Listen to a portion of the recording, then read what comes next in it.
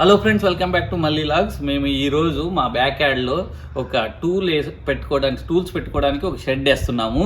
దానికి షెడ్కి ఫస్ట్ అయితే బేస్ వేయాలి. ఆ బేస్ ఈరోజు వేద్దాం అనుకుంటున్నాము, అది వేస్తాము ఇప్పుడు.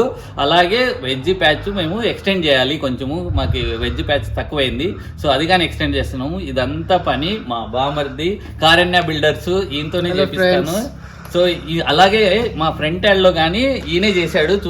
చూసారనుకోండి, చెట్లన్నీ చాలా సూపర్గా వచ్చాయి. ఇప్పుడు ఇలాంటి హ్యాండీమ్యాన్ సర్వీసెస్ కానీ, renovations, remodelling, repairs, property maintenance, anything Karanya builders. నా పేరు మ్యాడీ గుర్రం. నా నంబర్ 0405596683. మీకు డీటెయిల్స్ అన్నీ కింద లింక్లో డిస్క్రిప్షన్లో ఉంటాయి. హలో ఫ్రెండ్స్, ఎలా ఉన్నారు? అంతా బాగున్నారా?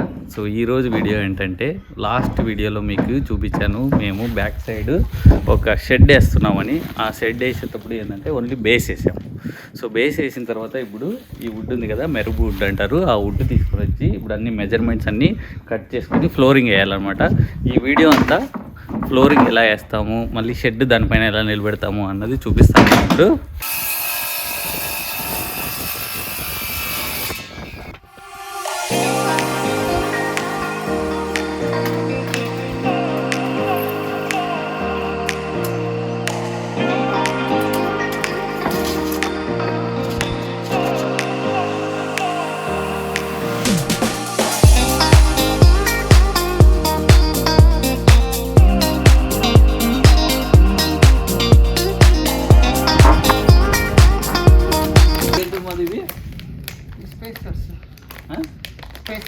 స్పేసర్స్ అంటే ఎందుకు ఇచ్చేస్తాము అవి?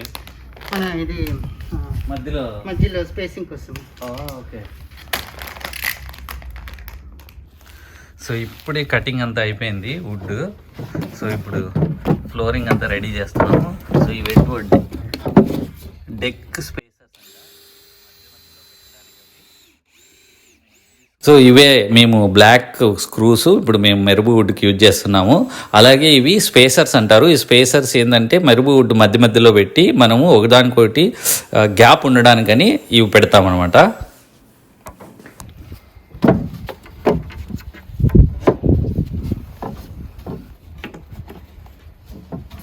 సో అలాగా డెక్ స్పేసర్స్ అన్ని ఇట్లా పెడుతున్నారు, పెట్టి మధ్యలో మళ్ళీ స్క్రూ చేస్తారనమాట.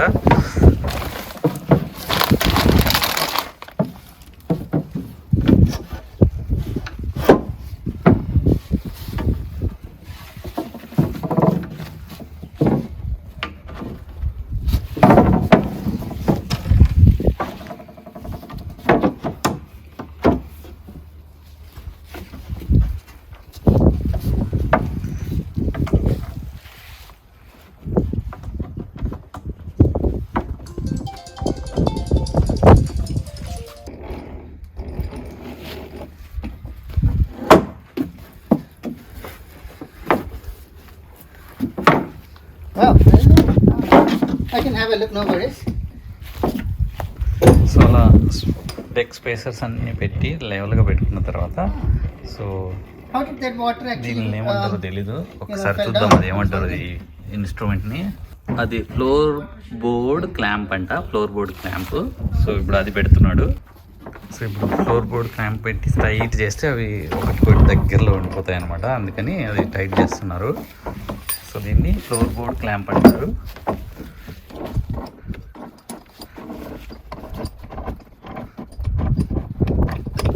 సో ఇప్పుడే మేము నట్ బోల్ట్స్ అన్ని పెడుతుంటే హోల్ చేసే బిట్ ఉంటుంది కదా, అది లోపలికి ఇరుక్కుపోయింది. ఇప్పుడు దాన్ని బయటికి తీయాలి. సో అది ఇరుక్కుపోయింది కదా, ఇప్పుడు బయటికి తీస్తున్నాం మధ్యకు.